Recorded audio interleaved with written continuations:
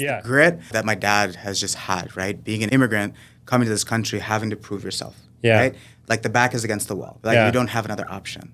Like it's this forward or nothing, right? The beauty of our business and the way my dad had built our business is we took care of any and everything real estate, right?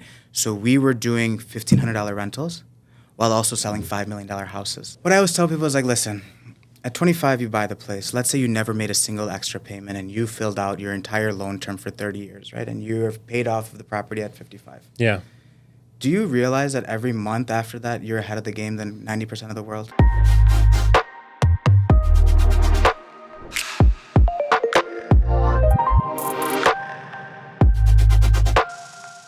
So here we are, another episode of Rate of Success. I'm excited for another episode. I have a very special guest, Eabad Haque. Did I say that? Okay, I said it right. We were just joking about, getting it right. So I love these interviews. We've never really spoke before. We've never met. Yeah. So this is going to be one of those interviews where we kind of learn each other as we go through the episode. It's one of the reasons why I love doing this podcast is get to know other people in the industry. Yeah. So why don't you introduce yourself officially, tell me a little bit about how long you've been in the business, okay, and where you're at currently. Well, Eric, thanks so much for having me today. I appreciate it. You guys got a beautiful space out here and glad to meet some new people. Yes. But just to say a little bit about me, I joined the business about 10 years ago. Okay. My dad's been doing it for about 25 plus years. So it was kind of just fit right in, the glove fit. But before then, as a kid, I was running around, sitting in the car at the inspection while my dad was running in, doing an inspection with the inspector. And sometimes I was that little kid running around with the agent, waiting for the inspection to be complete. So got into the business then, graduated from University of Illinois in Champaign in 2014, did a business degree over there. And then right after that, worked corporate America for about a year. My dad was like, hey, I really want you, you're going to work for me, but I'm your dad at the end of the day. You're going to listen through one ear, out the other ear. And I was fresh out of college, waking up at whatever time I wanted to wake up, out with friends at night, no real structure. So I went to go work corporate, and my dad was really focused on, hey, you got a boss that tells you come in at 7 a.m. Hey, you got a boss that tells you that you can't leave till 7 p.m. Because as you know, in this business, we are our own boss. Yeah. There's no one telling us what to do anymore. So when I did that for a year, it was cool. I enjoyed it. Did not like having a manager because I always had this bug in the back of my head that I always end up working for myself. So did it. It was very short-lived. It was about like a year, but gained some soft skills, learned kind of structure of how things are done, and then jumped right back into real estate with my dad. And now looking back at it, I can't even believe it's been 9-10 years. It amazes me when I have to think back and I'm like, oh, dang, I'm actually that old. Yeah, so I always talk about, how we get into real estate, and you've kind of outlined that a little bit. But obviously there had to be a little bit of hesitation anytime you work with family and getting in the business. Now, you had a great introduction to it. You've seen your dad be very successful and experience that. So, no better way to get in the business than with someone who's been successful. So you had this great opportunity to work with your dad and everything. But there also had to be this point where you had to kind of like, go through the thought process of, okay, I'm going to be working with family that does carry other pressures and things like that. So was there ever, and you obviously then went into corporate world first, so it wasn't a general transition where you jumped in. Yeah. What was the thought process that took you from corporate to working with your dad? Was it a natural evolution? Did you ever think that this would be an option down the road? Like, what was that path like? Yeah. So to be completely honest, I did think about working with family, but my dad's been a role model of mine as a kid, right? Yeah. Like every kid says that. But we also have a really, really good relationship. Yeah. It was never a fact of or a point of my dad's coming in and saying like, hey, I know everything. Yeah. And just follow my lead. It was very give and take from both sides, right? He listened me out. I listened to him out. I always looked to him as a role model. I had seen him come as a first-generation immigrant, come here, do his education here, work up the complete corporate ladder of working at AIG, becoming a regional CFO, and all that, and then end up going into this business. So I had seen him do the struggle, right? And to me, it was like, hey, this guy's been through it all. Like, if he knows how to weather the storm, I think he's a really good mentor for me. So, and I was blessed to have my dad there to show me the ropes in it. But in the beginning, it was, coming into the corporate world, it's nice. You have a guaranteed check every 2 weeks, 1st and 15th. You get your check that comes in. You've got your health insurance benefits, which is all nice. But it was always a bug that my dad put into my head since a young, probably even in high school. It was always work for yourself. Work for yourself. Don't work for someone else. Don't ever work for someone else. Always have something for yourself. Spend the extra hours. Yeah, it might include staying up till 2 a.m. to get things done, but it's coming to you. And it's all for your better good, for your business, and you're feeding other people at the same time with the work that you put in. Rather than the corporate world, a lot of times you're just a number. Yeah. Right? And I love that you mentioned, you obviously had this entrepreneurial bug that you tried the corporate world, but there's a lot of people in real estate that are in corporate before they get into real estate. Is there anything that you take from your experience in corporate world that you use even today? Because there's a lot, I'm sure your dad has pieces that he took, because I think there's a lot of things for people who don't have that experience. I think it's a negative in a lot of ways, because I think there are things you can take from being in the corporate world. So is there stuff that you lean on today? Yeah, I think structure. I think corporate structure of having things planned out and having certain KPIs, deadlines, goals, and kind of preparing everything that you have task at hand, right? So if you've got a buyer with you, it's a process. It's not just tomorrow we find the house and the next day we're eating pizza in the living room, right? So you got to plan this whole thing out. Hey, starting with the pre-approval process, figuring out different areas, neighborhoods, having different timelines, understanding where the client's coming from, and that kind of sets the expectation. And I think a lot of times my clients really appreciate that because they have a clear schedule ahead of them. They're like, what to expect, right? Of course, being in real estate, and as you know this, things never hit their right timelines ever. But, at least having a skeleton or a framework kind of keeps everyone in check, because there's so many moving pieces. There's so many people involved in it as well, that a nice framework keeps everyone in line, that hey, these are the certain things. And a lot of times, the professionals that I work with on a day-to-day basis, they understand that, right? That hey, if they're lacking in a certain area, they know hey, Eabad said that we need to have this done by this time, right? So they're on it too, right? To make sure that we're hitting these and make sure the client's always number one, where they're getting all the service that they need, and any questions that they have are answered. Yeah, I love it. So I know you mentioned having a great relationship with your dad, and I love that, because I feel like that's, I have a lot of people that I know that have family businesses, and it can be very stressful to a family, but it can also be very, rewarding in the long term. So having that great relationship is great. But is there things where when you came in and obviously helped your dad and built your own business, that now that you're doing that, it's helped your dad, and then vice versa? I'm sure you got a ton from your dad, but I'm also sure there's a lot of things that you brought in with a fresh mind, being younger, maybe technology or these other things. So what did you bring to the table that immediately that your dad kind of maybe caught on and kind of helped the business as a whole? Yeah. So my dad, typical immigrant parent, right? Immigrant dad, came to this country and then always wanted to do everything himself, right? Did everything himself. I'm talking 20 hours a day of work, right? Morning till the evening, everything himself. And I came in and I was just like, this, millennial kid coming in, this is not the way to live. This is not the way to do things, right? We can't just be hustling every hour, right? I get it, but we need to delegate, right? So when I came in, we added an operations director, we added a transaction coordinator, we added a marketing director, and then I added now, over the past few years, we've added 2 agents with us as well to help us out. Right? Because there's only so much a single person can do in their day, right? And there's so many pieces to all of it, of the paperwork, submitting the paperwork, negotiating, marketing. We're our own accountants at the end of the day. Sometimes with clients, we're therapists, we're counselors, right? Sometimes we're the general contractor too at the same time, right? So we're putting on so many hats that it's hard to do all in one, right? So as long as you create a team, and which was my goal, was, hey, let's delegate as much as we can, while also making sure the ship is running as a tight ship, right? It's not that hey, we just delegate and forget. We have our metrics. We check in with our team to make sure that everyone is hitting what they need to hit. But at the same time, I'm not doing complete A to Z everything, right? Because then I'm not sleeping. And I'm not giving time to my family or my friends or anywhere else, or not creating a social life. What I always say is, it's a book I always reference, but Delegate to Elevate is kind of what I live off of. And You really can't scale. Yeah. Well, first of all, you need a process. You mentioned process. So you need a process.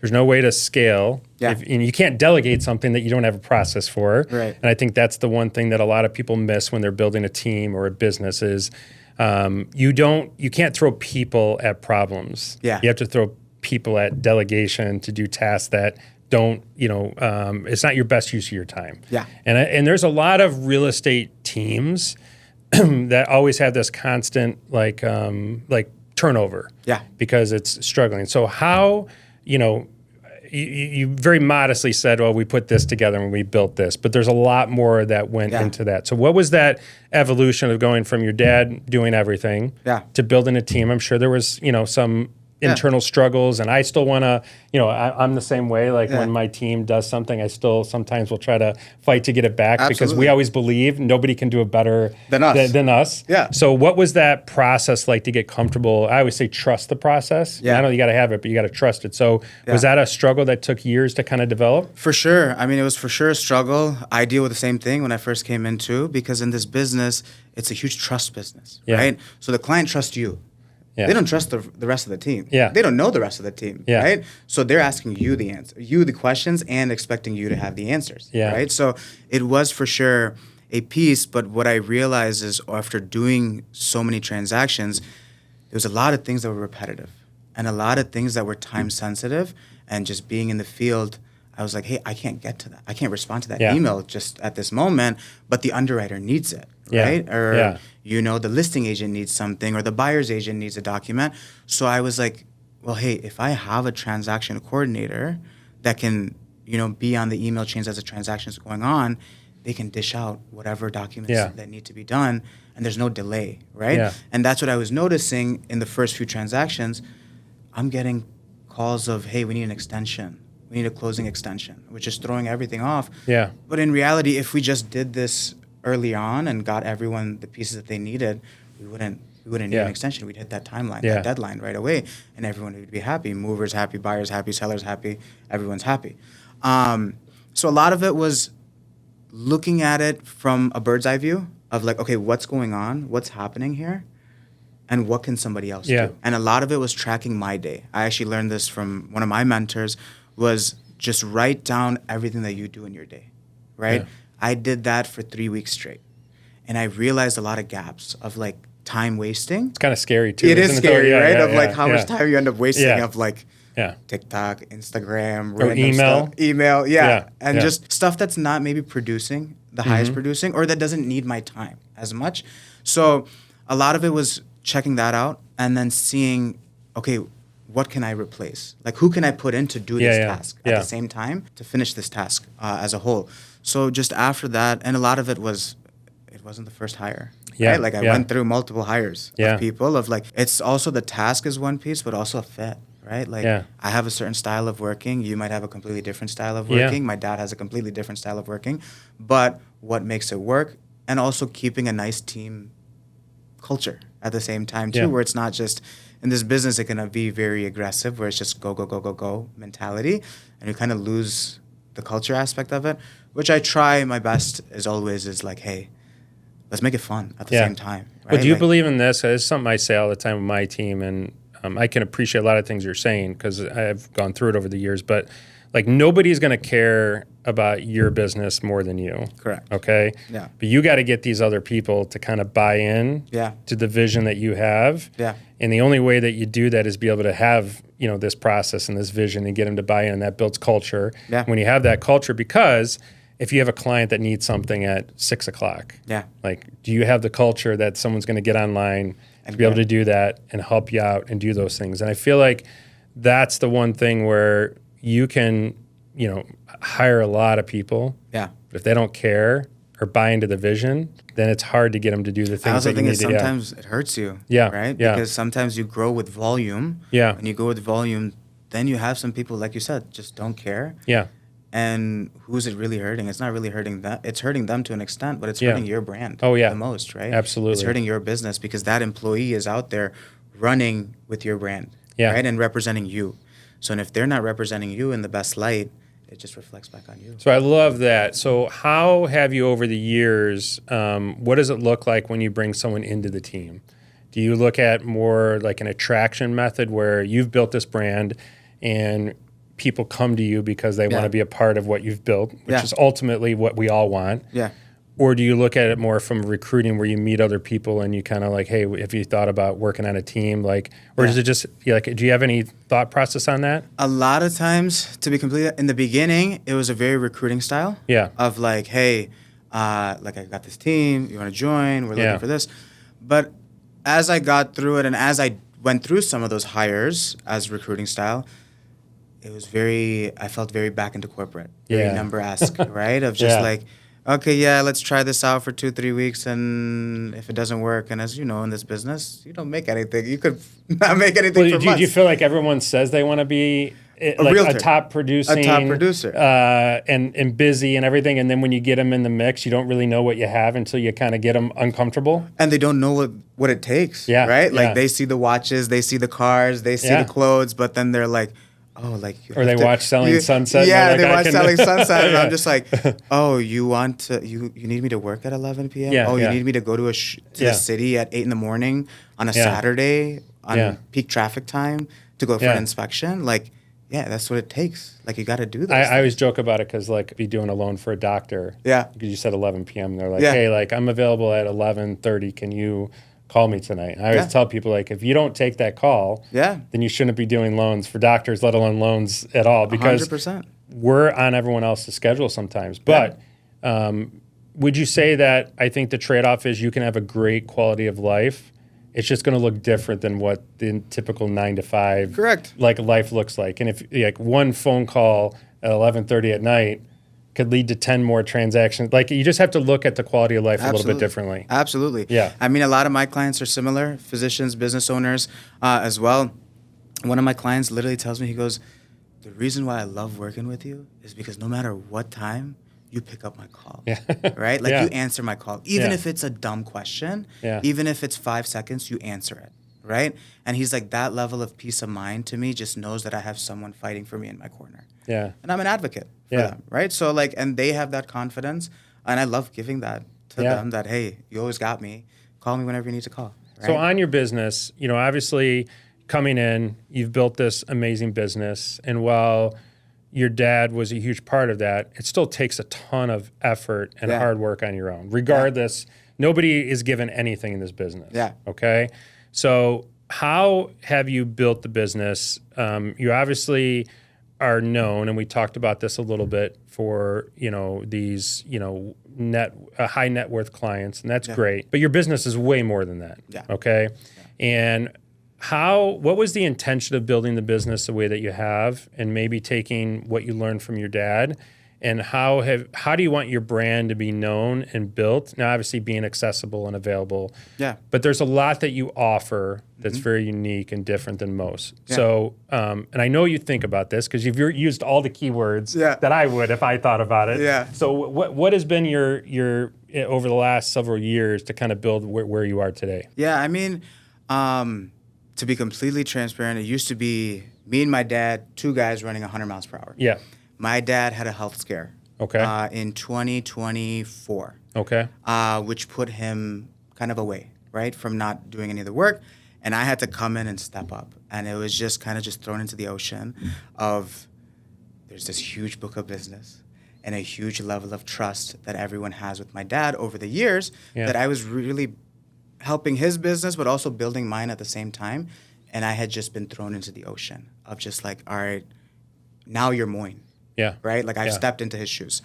So that really was, I think, the life-changing moment, I would say, is just being thrown into it. All of a sudden, my biggest role model is sitting in a hospital bed, and now I've got a multi-million-dollar business to pick up tomorrow. Like, business doesn't stop, right? You have to continue to function.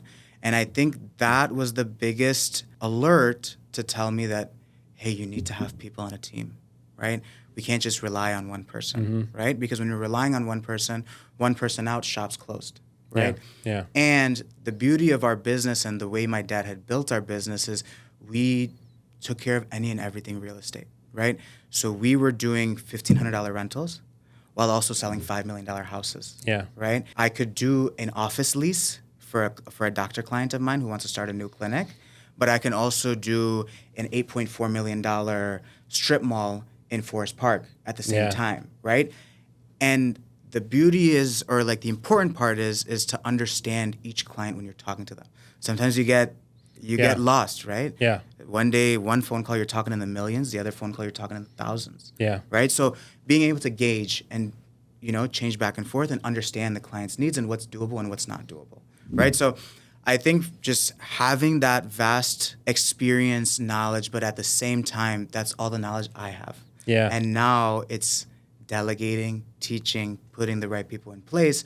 So when our clients come back, it's a one-stop shop. It is a true one-stop shop. And the reason why I've been thrown into these random situations of, $1,500 rental, but also multi-million-dollar deal is because the level of trust that I've built with my clients, right? There's options out there. There's people out there who can do your rental for you or who specialize only in commercial. But the reason why people come to me is because of trust. Well, I always tell the story on this because I love that you say this because I think this is where most people that are building a business get it wrong. Yeah. I always tell this story because it's something that happened very early in my career. Is I had someone reach out to me to buy a like $80,000 like just horrible home. I mean, it was and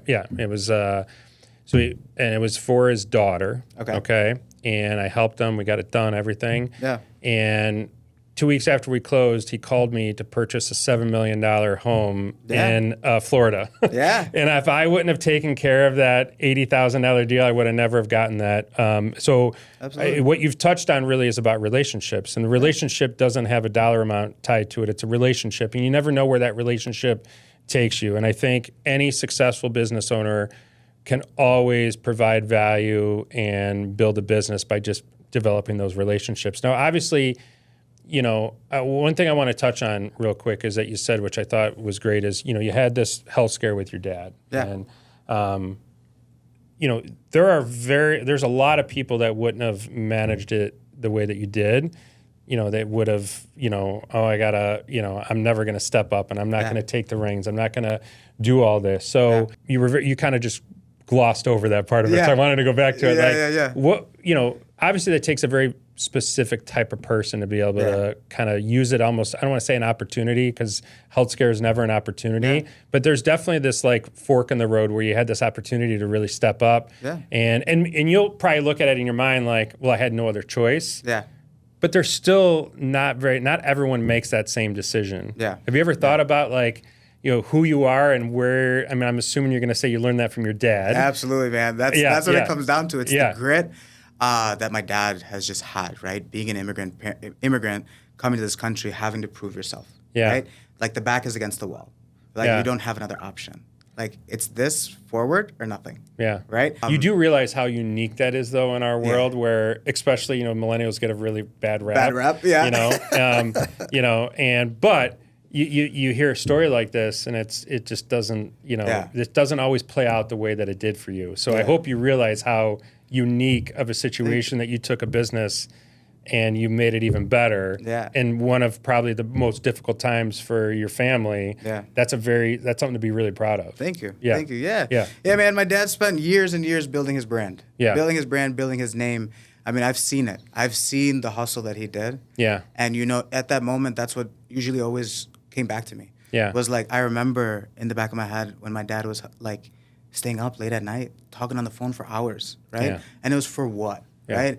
Like my younger brother, he's not in the business. He's in the dental world. My sister, she's pursuing the medical world as well.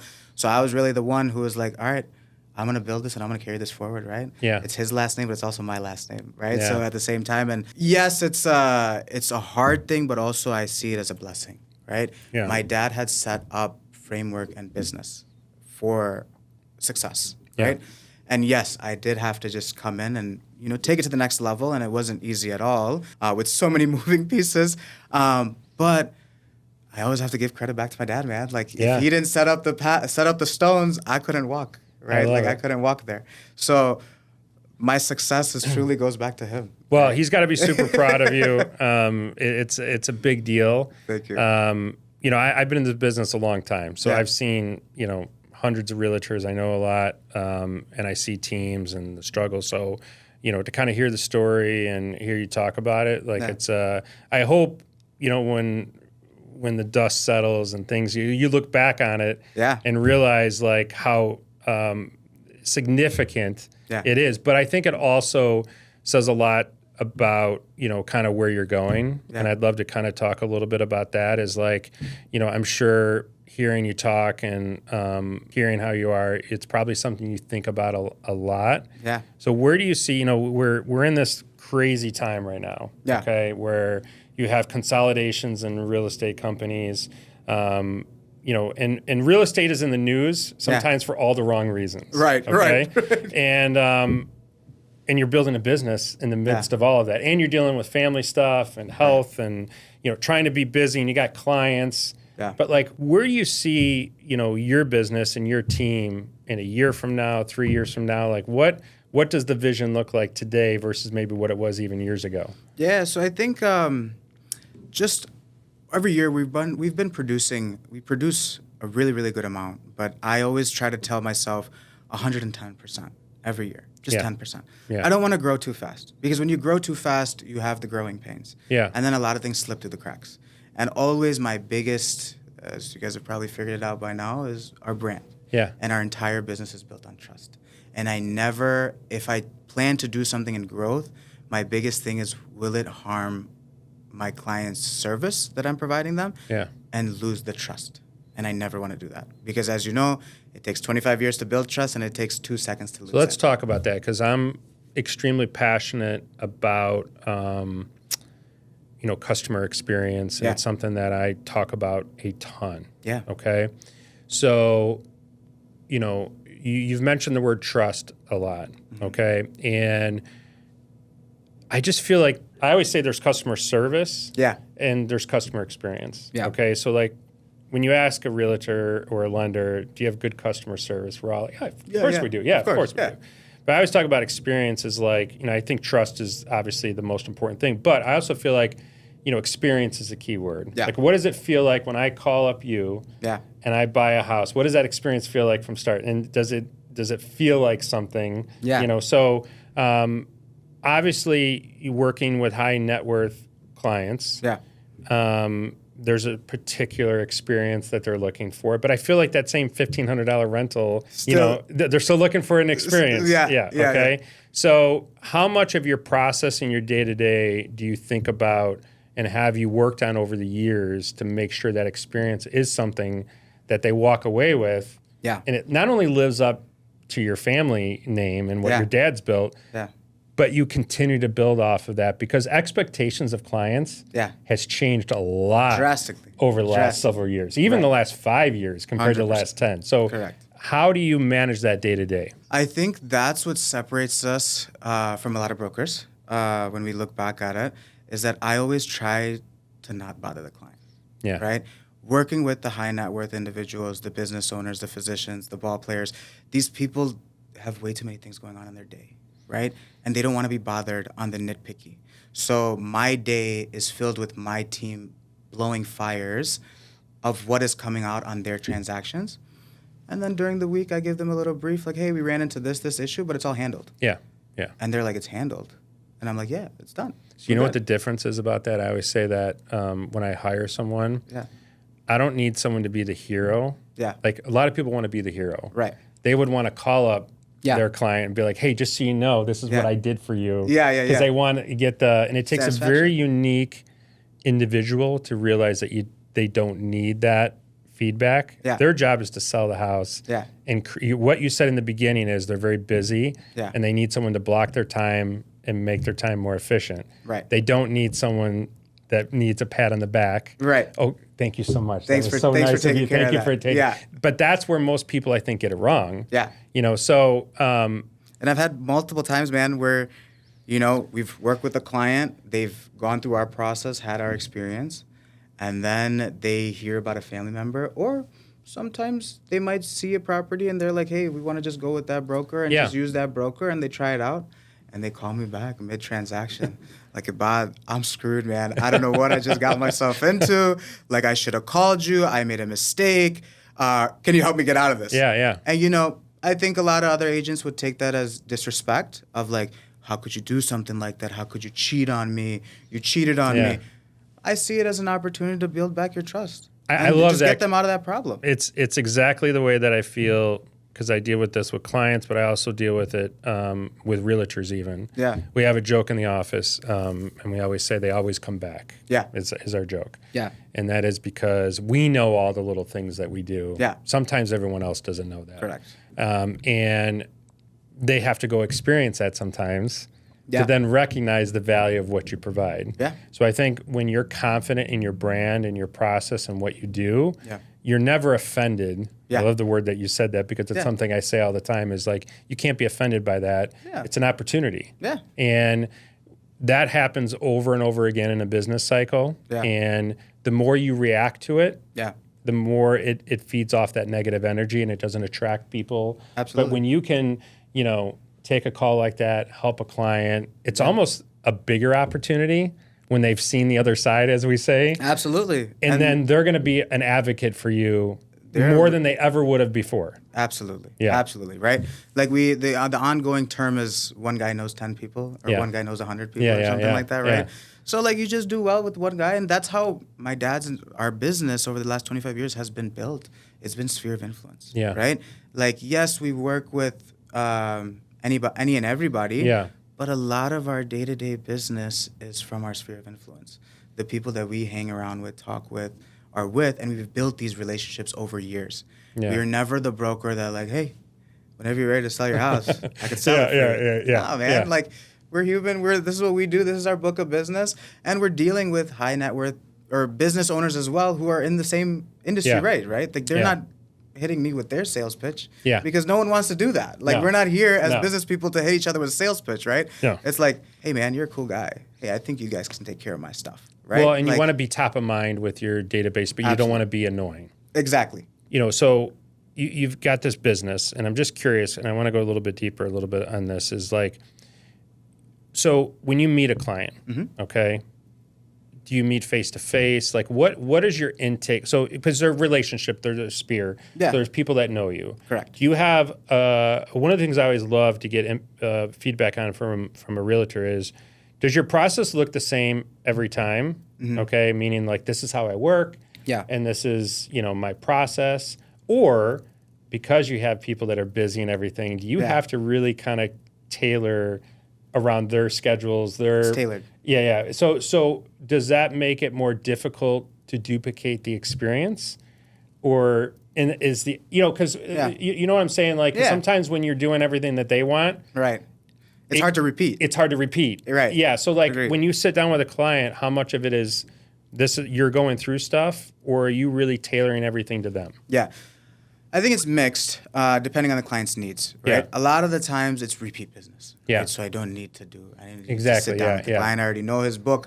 I already know all of his properties and everything. So we're just kind of playing the cycle, right? Yeah. A lot of that is very easy to duplicate, right? Yeah. They're already in our system. My entire team knows them already. My team has a relationship. A lot of times, like, I get updates about my employees' days through my clients because my clients are talking to them, and like they're having much more conversation than I am with some of my team members. I always laugh because sometimes we'll get like a survay, a Google survey, and they'll mention everyone but me. But because they had such a great experience with my team, and I used to get offended by it, but now it's like they are the best. I see it as a compliment, man. I know. I see it as a compliment. Yeah. So you got to tailor those things specific to the client. You got to tailor it. And what I always do is, hey, I'm the face. I'm the brand. I'm the one who should be the first to take care. I will do all the intake, all the information, everything that I need to gather with the client. I will do everything in that aspect and be the touch point. But I will delegate out, right, to my team and be like, hey, I met with this guy. This is what they need. This is all the things that we need to do. This is how we need to prepare and what to do. And now that way, they're doing their work that needs to be done, and the client got their tailored experience, right? A lot of times, like you said, you had that physician story. Yeah. I had one time a business owner. He runs a storefront, and he doesn't close till 9 p.m. Yeah. He's like, hey, can you come to my house and check out my house at 10 p.m.? Yeah. As a realtor, your realtor would be like, oh, there's no sun. I can't see the house. I don't know. Yeah. No, I'm there. Yeah. I'll take a look at it. Yeah. If that means that I have to go a second time when I meet with him and say, hey, I do have to come during the daytime and just to take a quick walk around, just make sure I'm not missing something, they respect it even more because they're like, hey, this guy is actually taking his job seriously. Yeah. Rather than another agent will pick up the call and give you 10 pushbacks on why they can't come at that time. Yeah. Right. And it's just like, no, just do it. So how do you handle, obviously a good majority of your business for any successful realtor is listings. Yeah. Okay. And there's always a lot of strategies, that listing agents take on when they're a team. What does your pricing strategy look like? Yeah. Because obviously being in a market where on the higher price points, you have less comps and you're managing expectations because every seller thinks their home's worth, gold. more. Yeah, exactly. So, especially in this market. Right? Yeah, gold, especially now. So how do you, what's your pricing strategy? Do you ask what they, are thinking their home's worth before you give them a number? How do you manage that as a top listing agent? Yeah. The best way for me to come in is always I give them what I think. Yeah. I run through it. I don't even ask them their opinion. Yeah. Right? I ask them, what's your favorite parts of the house? Yeah. Right? What do you love about this house? Or what do you take the most pride in? Yeah. Right? Because, of course, I want to share that same level of pride to the next person. Yeah. Right? That, in some of these houses, it's an indoor pool. Or, I did Frank Thomas's old house that had a barber salon. It had a barber shop inside the house. It's a showpiece. Yeah, it's a showpiece, right? Yeah. So it's and for certain people's lifestyle, that's all. They want, their day is made that their barber comes in on a Tuesday and cleans them up. Yeah. Right? Yeah. So I want to share that, right? But I give my unbiased of hey, this is what the market says. This is what the market's showing, right? It's not my opinion. It's not your opinion. It's not anybody else's opinion. It's what the numbers kind of show. Yeah. Right? What do I think from them? I give them my opinion. Hey, you've got the benefit here, here, here. Hey, but we do have something here. Just keep in mind, I make them aware of all the pros and the cons from a professional standpoint, right? Yeah. Sometimes as a homeowner, you're blinded to a lot of those things. You don't see them, right? Yeah. Small little thing that I joke about is a lot of my clients have these very intricate Persian rugs in their house, right? And I come in for pictures and I'm like, roll them up. Get them out of here. They're like, what are you talking about? Yeah. These are thousands of dollars of rugs. These are handmade and blah. I'm sorry. You've got beautiful hardwood floors. And for the picture to happen, I need to show continuity. I need to show the entire room. And this rug that's here is breaking that continuity. Yeah. I can't show the place in the best. And a lot of times the rugs are more personalized to the person. And I can totally see that. I think it's, So a lot of the decor pieces, right? Yeah. So you got to kind of neutralize things and kind of make it better for the masses at the same time. But that's how I really prepare mine is hey, this is what I think. This is what the numbers say. What do you think? What's your opinion? Of course, I got to take their opinion at it too, right? And they'll tell me hey, I put in this much money. I put in solar panels, or I finished out my basement, or I spent $100,000 finishing out the backyard on landscaping. Okay, cool. Yeah. All right, cool. We've got a basis here. This is what the numbers show.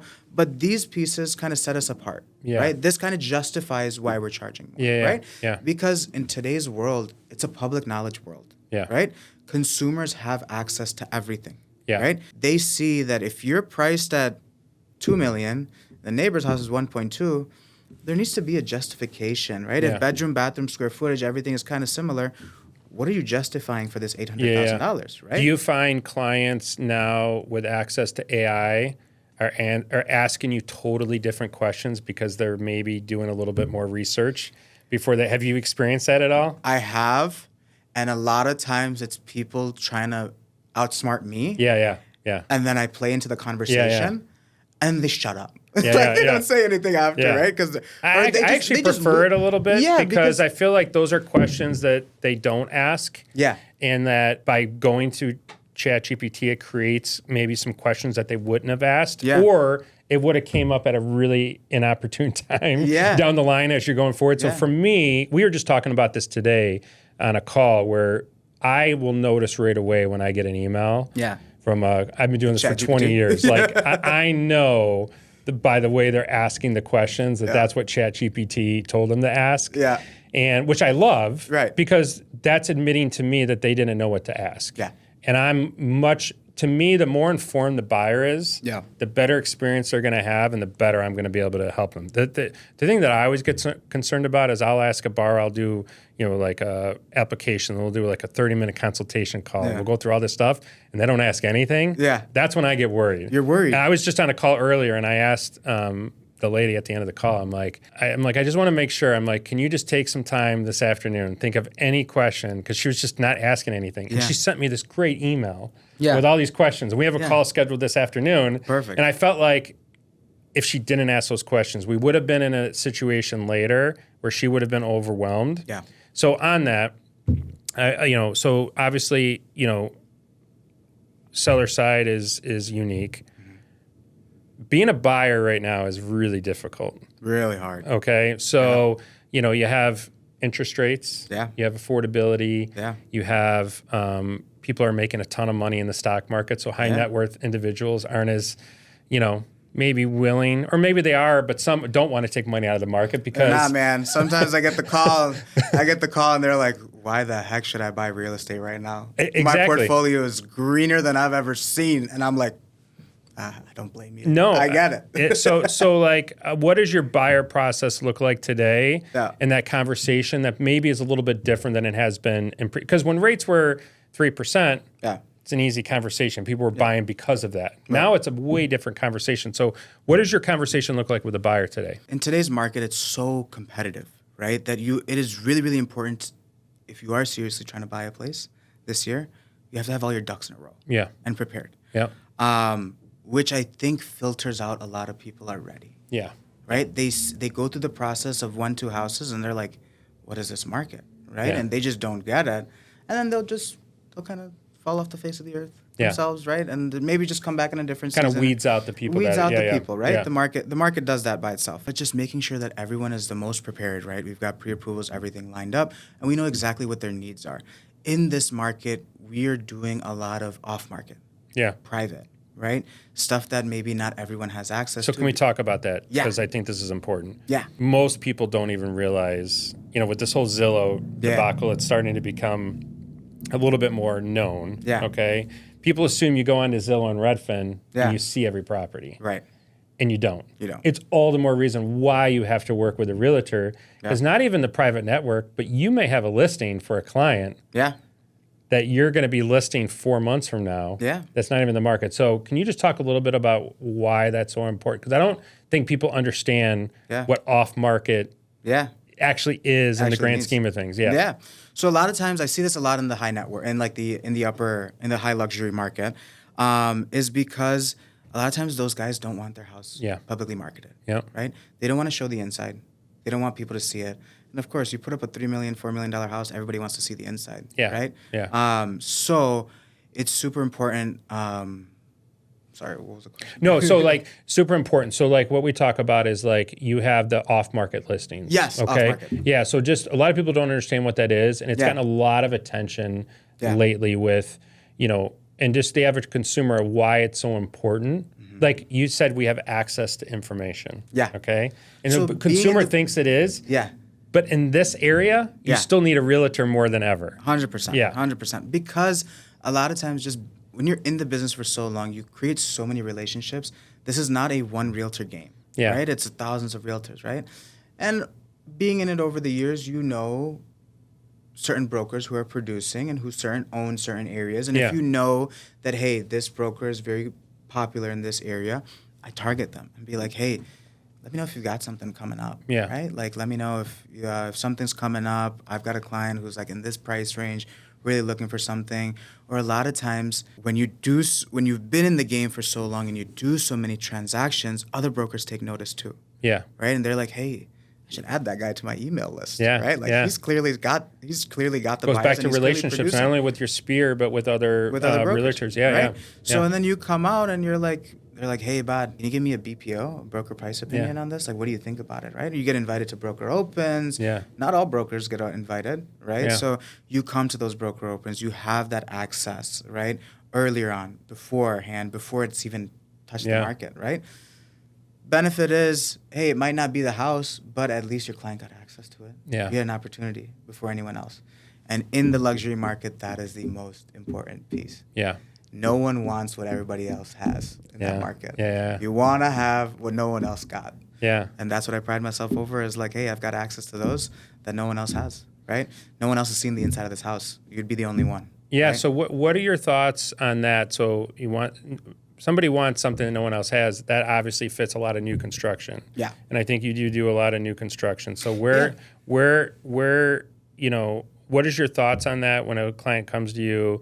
How do you decide if they're a better fit for new construction? Because sometimes people think they want new construction, but you have this perfect home, or some people don't want new construction because they don't want the build time, right, but they're the perfect candidate for new construction. So how do you manage that day to day? So it depends on the client, right? So there's certain people who want to go through the new construction and they want to be a part of the entire process, right? They want to be picking the tile selection on the backsplash and everything, right? Yeah.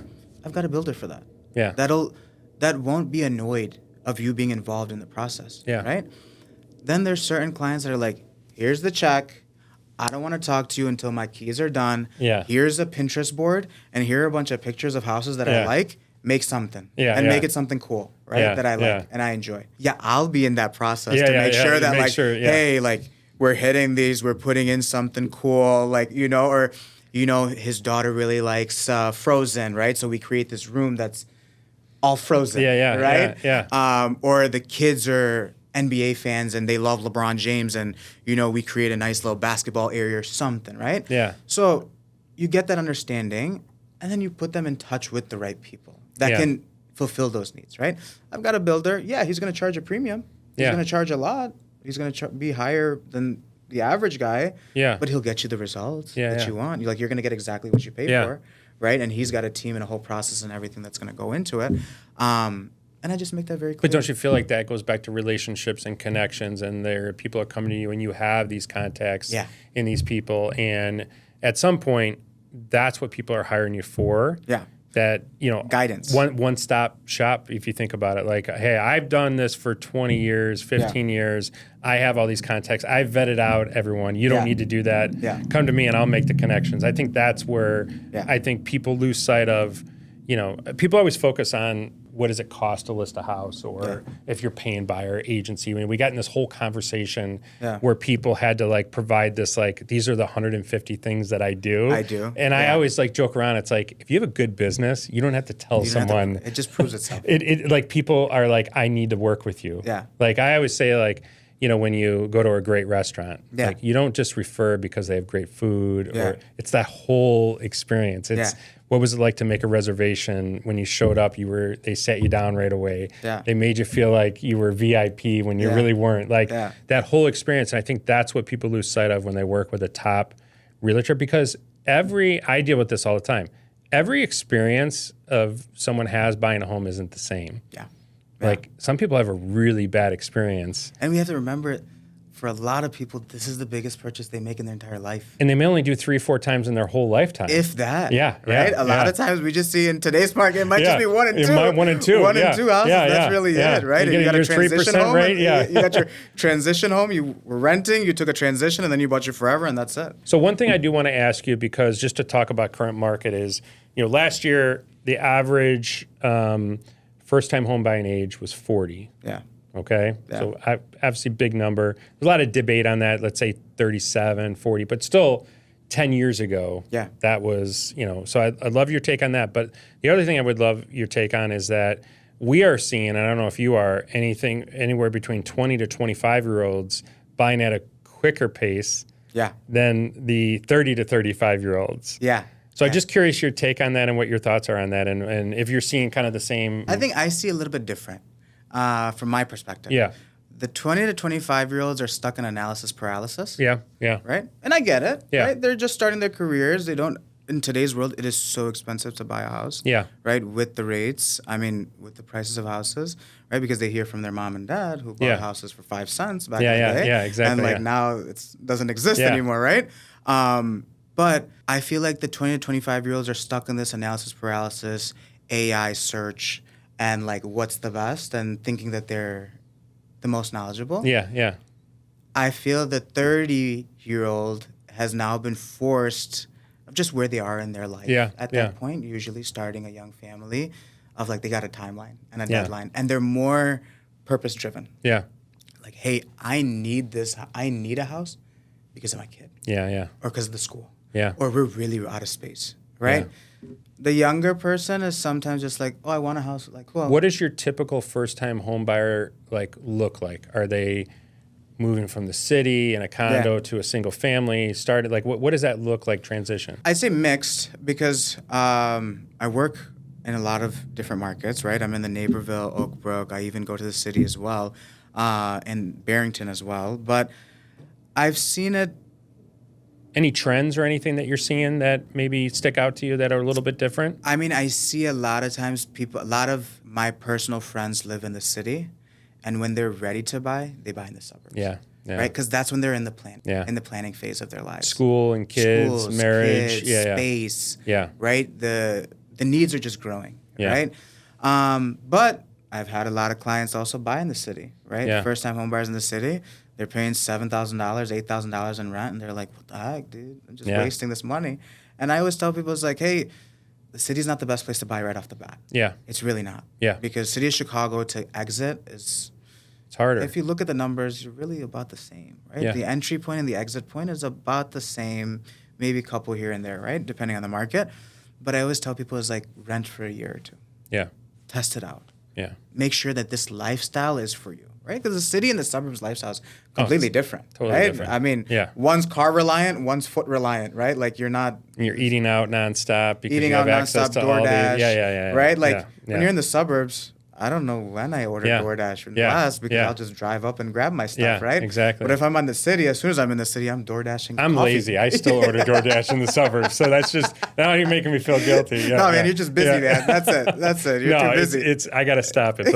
But so, question. So one of the things I always talk about, and I'm curious your take on this because it kind of goes into exactly what we're talking about. So, like, if you buy at let's say 30, okay, versus buying at 38, let's say. You never get to make up those 8 years. Right. Okay. So my biggest fear for a lot of people is what I see day to day with a lot of the applications I take is people have delayed purchasing for a variety of reasons. A lot of them legitimate rates and affordability and all these things are just causing, excuse me, much higher entry point. Okay. But they're also losing that typical move up buyer that we would see for many, many years in real estate has almost gone away. Yeah. Because nobody's buying a starter home anymore. Right. And they're not building wealth. Right. So my kind of original point in the beginning with the 25-year-olds, at least what I see is I see a lot of people buying like multi-units and things like that, and they're renting it out and being able to, build that wealth. Yeah. Do you have any concern about that same thing where, you kind of delay it so long? Yeah. You kind of lose because you never get those 8 years back. And think about the last 8 years in real estate. Yeah. Like there were some epic years. It's Absolutely. It's like going to a financial advisor and saying at 40, being like, hey, I want to retire at 55. Can you help me out? And he's going to be like, hey, the math doesn't work here. It doesn't add up. Yeah. Agreed. Do you kind of see those same? I do see those. And what I always like to tell people is like, if they're unsure about the market, right? They know that, hey, I want to buy something with their dream house or with their house that they're looking for is, let's say, in the 500s, $600,000 range, right? They might not be there yet, right? They maybe feel like, hey, I feel like I'm stretching myself or I'm pushing myself. What I say is, hey, why don't you just buy a $300,000 place? Yeah. Buy that. Start there, right? Yeah. Live there. Pay it. Pay your monthly mortgage. Build the asset, right? After a year or 2 years, you'll grow out of it.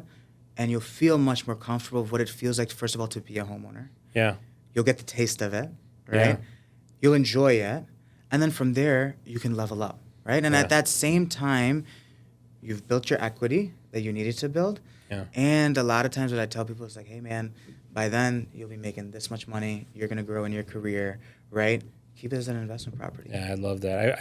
I think that's the thing that's missing from the current market for a lot of people. Yeah. Because the other thing is like when you get older, your expenses change. Even though you're making more money, you have a family, you got kids, you got a wife, different priorities, and you want to go on vacation, right? You got a. I was talking to a client today, and he's like, he was saying they want to move up. And he said, and he wants to buy this house. He wants to be in this location. We're going through this whole thing. Yeah.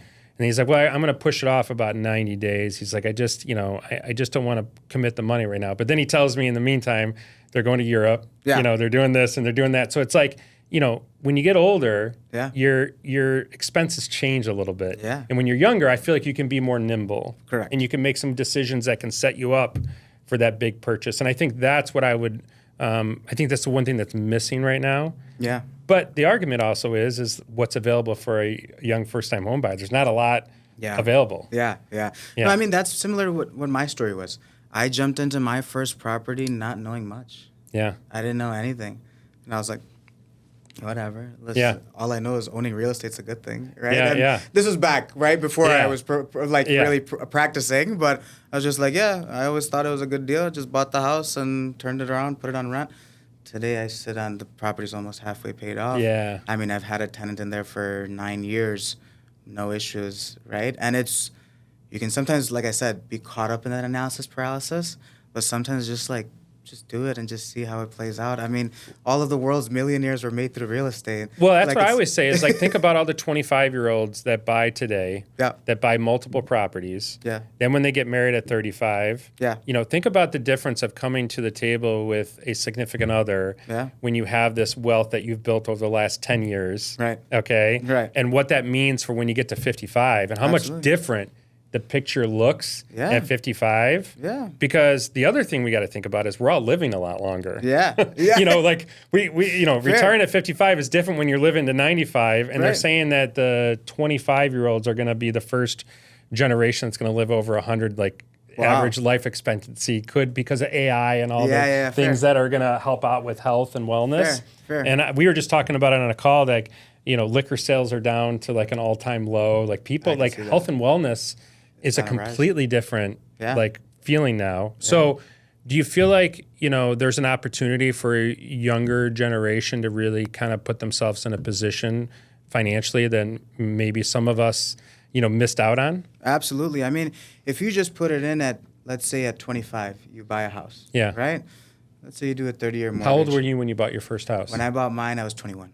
Oh, wow. That's awesome. Yeah. That's really good. So there's no better person to take advice from about buying a property. Yeah, I've done it. Yeah, right? Yeah. So I get it, right? Yeah. So that's what I always tell all my friends too, is hey man, I get it. It's scary, right? Seeing that 20% down payment, it was just nicely floating in your bank account. Yeah. And you opened up your bank account and you're like, oh, okay, I'm doing well. Okay, and then put it away. But then seeing it wired out to the title company and it's not there anymore. Yeah. Right? And it's in a property.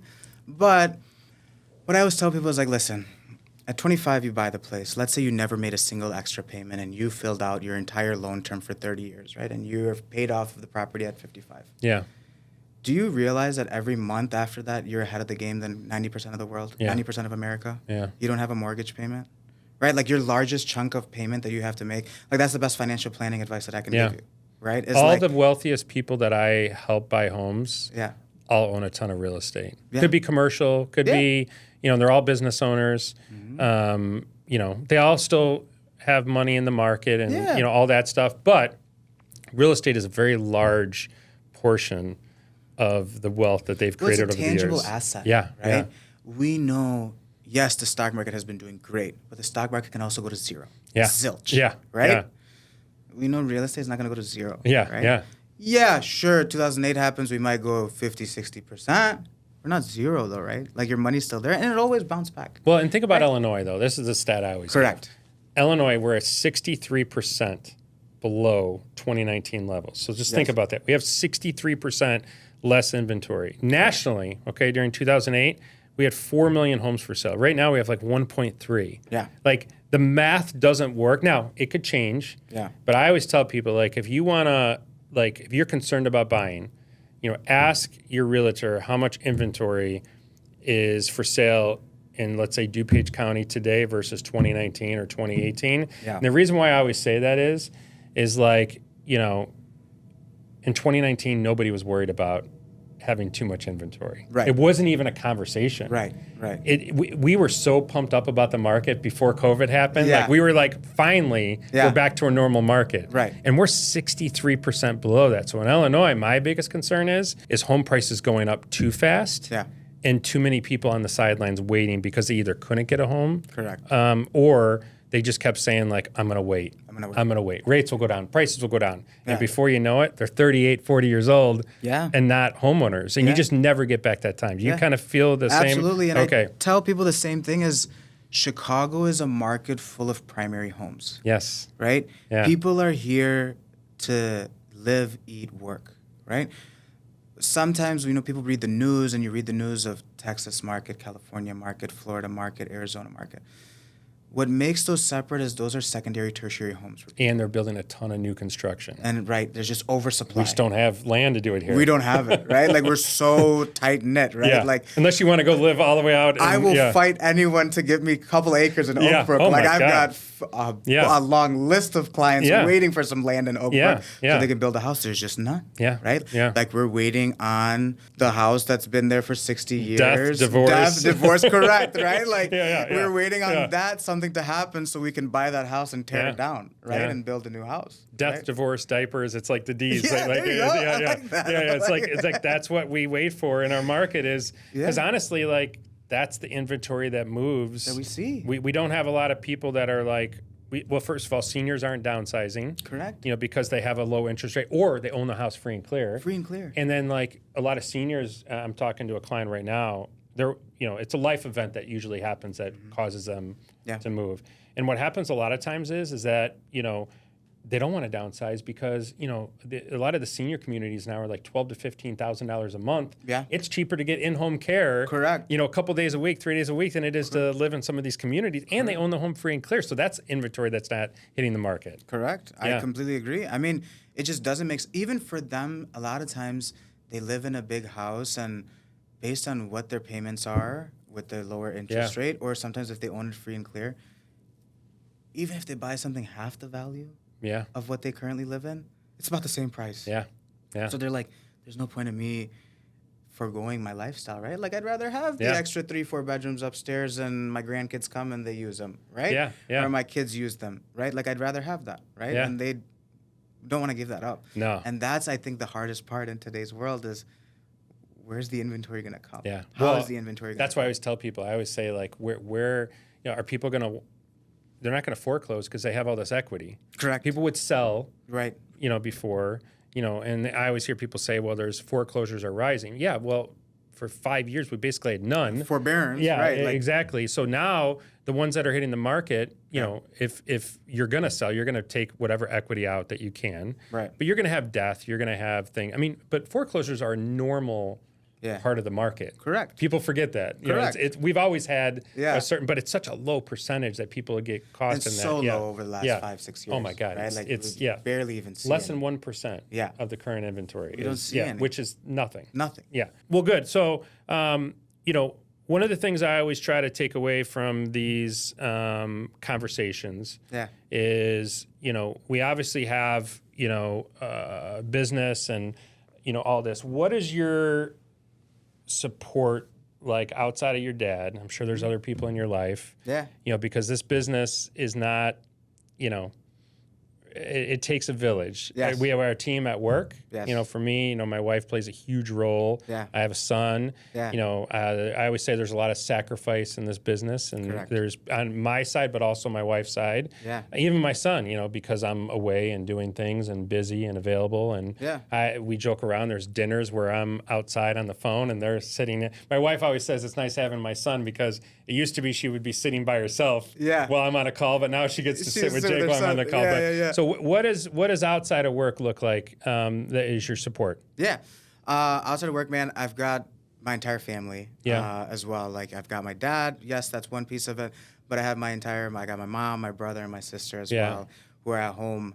And then also a really good social network. Yeah. A really good group of friends. Yeah. And they know, like, what I do, that I'm busy. And, right, like, a lot of them are corporate 9-to-5 workers, right? And they're free on the Saturday and the Sunday, and they're throwing the events and everything. And I'm over there on a boat, with them, but on the call at the same time, taking care of something. My friends don't even ask me to go golfing anymore because I'm the guy where I'm walking down the fairway and they're playing golf, and I'm out of pocket. I'm out of pocket, and I'll just go and then pick up where I left off. And as much as we try to, of like, hey guys, I'm gonna be out of pocket for a few hours, but when you do that, right? Yeah. I mean, the life of an agent is as soon as you go on a vacation, you end up. I always say you want to get busy, plan a vacation. Plan a vacation. Yeah. Yeah. Literally, I was in Spain earlier in May, and I closed more transactions in my 14 days of Spain than I did 14 days prior to that. Yeah.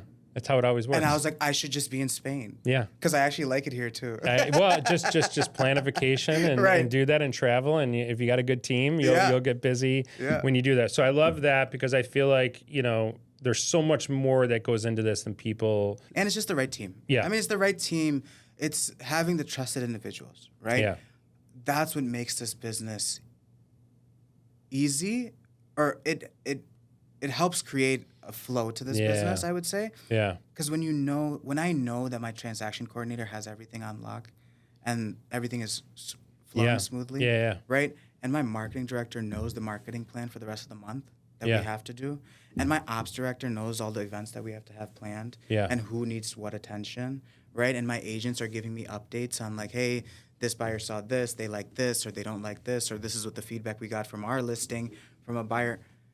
Everybody playing their roles really helps kind of make the ship float and sail at a fast speed, right? And produce the same results while also not going crazy in this business where it's very easy to go crazy. Well, you said part of our job is being a psychologist, but it's also taking care, like, I think, one thing I'll ask you before we end is like, how do you handle conflict? Because I think that is like, we always have conflict. Yeah.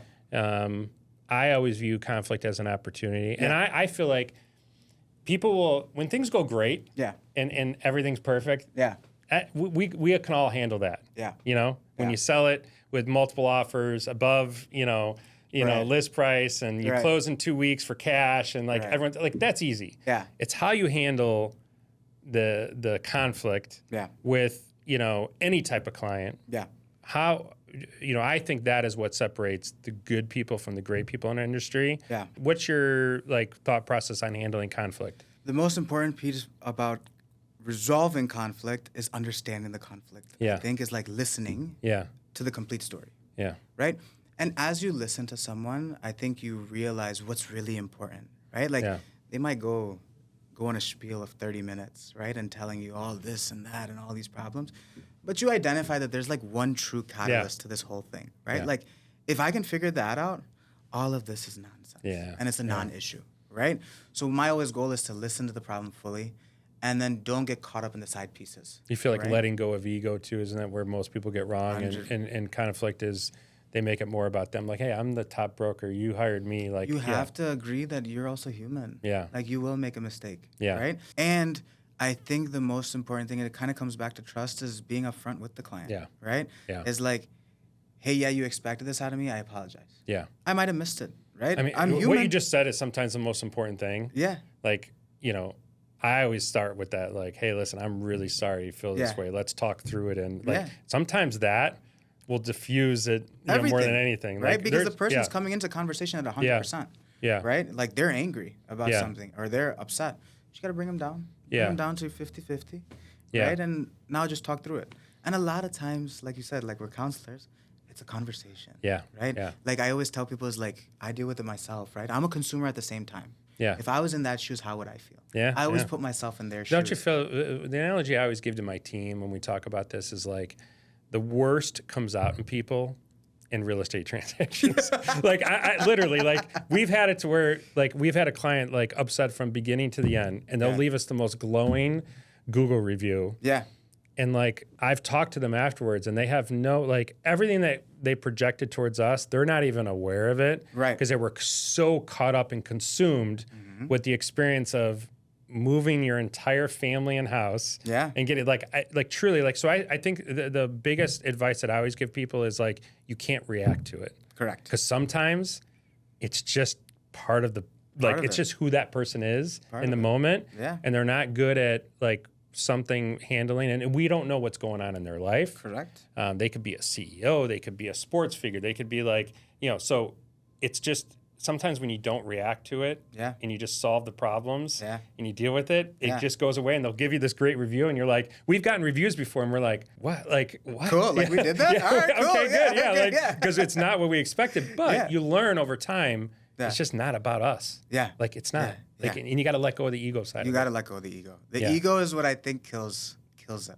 Oh, yeah. A lot of times I can't imagine like how many Like I get calls when on my listings, and I'm like, I'm the top producer of this area, and I have all the great. I don't like, care. I really don't care. Like, what's the price? What are you offering? Yeah. Okay. Like, are we gonna close this or not? Yeah. Yeah. Right. Like, you giving me this whole sales pitch already makes me feel uneasy. Yeah. Right. Of course. That, like, yeah. you're just gonna sugarcoat during the transaction. There's gonna be a real issue, and you're gonna sugarcoat it. Yeah. By something else, right? Yeah. Like, I don't need to hear it. Yeah. Like, I apologize. Just give me what it is. No, like I both love me, that. you, and the broker, we're in the same boat. It Like, doesn't matter. We're all trying to help out. We all represent who we represent. We all want to get to the title Yeah. company. We all want to pick up a commission check, and we all want 2 happy clients. How do we get right? that happen? Yeah. How do we get that happen? Yeah. Right? Yeah. And how do we, you know your guy, I know my guy. Let's massage it in. But I think that is like, I think that is the biggest opportunity, is like being able to kind of separate all that and really provide a way to get to. But I think that's the beauty of what makes your brand so special. Yeah. As I can tell by talking to you for the last hour. Yeah. Like, you're not about ego. Yeah. You're about relationships. You obviously learned a lot of that from your dad. But Yeah. there's a lot of situations where people follow in their dad's footsteps and aren't as humble and down to earth as you are. So I give you a ton of credit for building that. And maybe, as difficult as the health scare was for you, maybe it was, in a lot of ways, something that allowed you to kind of see all the opportunity and move forward in the way that you did. It shows you what's important, man. Yeah. What's important in this world. You've got limited time with everyone and limited time with your parents and your loved ones. I was blessed that I was given a second opportunity with my dad. So I take every minute that I can to use it, right? I get to go home every day, and I get to talk with my dad in the living room, which is a blessing, right? So it changes your perspective on a lot of things and how you oversee things, right? Like, before, you get a client that's complaining that the fridge doesn't have a water dispenser. Yeah, exactly. We'll fix that problem. Like, there's no problem that is as big like that. Yeah. No problem phases you anymore. Yeah, no, right? absolutely, And you just kind of just like solve it as you go. And it's like, okay, we'll handle it. Okay, that happened. Okay, let's do it. Let's figure out who we need to do to take care of this thing, and let's get it done. And I think that's the most important piece that a client wants, is like someone to just like hold my hand. Yeah. Like, I'm okay. Yeah, exactly. Like, everything will be okay, right? And I'm like, everything will be okay.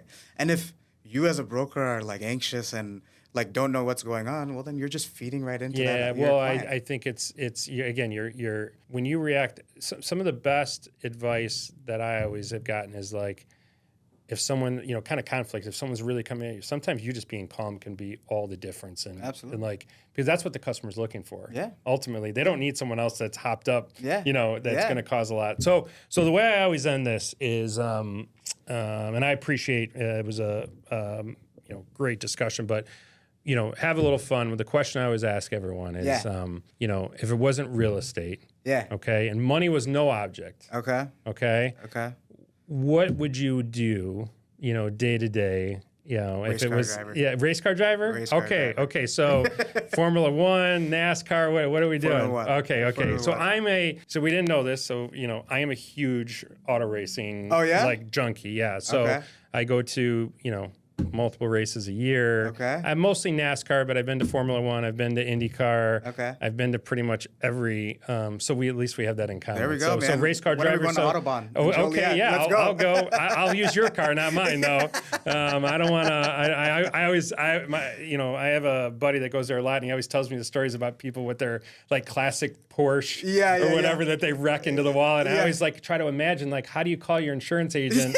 And tell them, that happened. Did you go bring the car somewhere else? Yeah. And tell them, like, I have no idea. Luckily, I've never had that issue happen. Do you go to the Autobahn? I have. Okay. Never tracked my own cars because I've always heard, but I've got a few friends and clients that always track their cars over there. So I just jump along with them. Okay, there you go. They're like, yeah, go ahead. Have you ever done like the luxury driving experience where you can drive the other cars there? So I've been really lucky that a lot of my clientele has these cars. Okay. So they just give me the keys. Okay, there you go. And they're just like, Here hey, you like go. last week I was at one of my clients' places and we had to go somewhere together. And he's like, hey, take my McLaren and I'm going to take the Rolls Royce. And I was like, sounds good to me. Yeah, right? exactly. And like, all right. And we're just driving around and I enjoy it. If you ever get a chance to do that, you can go to the Autobahn and they have like 10 different cars. Okay. And then you can drive any one of the 10. Okay. And cool. if you go with a group of guys, like your buddies, it's like for like a birthday or like a bachelor party. Yeah. It is an awesome experience. Really? Yeah, it's a lot of fun. Now there's someone else in the car. You can't, be doing. You can't rip it, but. It's a good experience. The other thing that's really fun there is they have a go-kart track. Oh. With like, they go like 40, 45. You got to wear a helmet, a suit. It's a lot of fun. Again, hey, great. Man, yeah. My 29th or 28th birthday, I did at K1. Oh, there you go. K1 That's go-karting, yeah. right? And like, I feel like the usual early 20s, you're like at the club, like getting bottles and everything. I'm like, hey guys, we're just going to go to this go-kart place. I'll give you a new place to go to because I just took my son there. Andretti's? Yes. I've been hearing about it. It's a lot of fun. I went to it in Texas, but I'm waiting on. I enjoyed it better. Yeah, it's open. Okay. I enjoyed it better than the K1. Okay. It's a whole entertainment complex. It's massive. I heard they have like 2 stories on the track, right? It's crazy. Like my wife went out of town. I took my son. Okay. And I texted her while she was gone. I was like, is it okay if I sign the authorization? She's like, what are you doing? I'm like, don't worry about it. I sent her a picture of him in like a helmet. Yeah. She's like, you wait till I go out of town to do that. I'm like, She's probably counting down her days to get back home. Exactly. She's like, I need to be back. But I recommend that place. It was a lot of fun. Okay, cool. Yeah. I got to check it out. Well, thank you so much for the time. Thank you. I appreciate you trusting me coming in. We've never had a conversation before this today. Hey, this was easy, man. I told you. Didn't I tell you it would be easy? So, it was easy. So I appreciate it. We'll do it again sometime, and I really enjoyed the conversation. Hey. Thank you. Thanks, appreciate Eric. it. Take Thank care. you.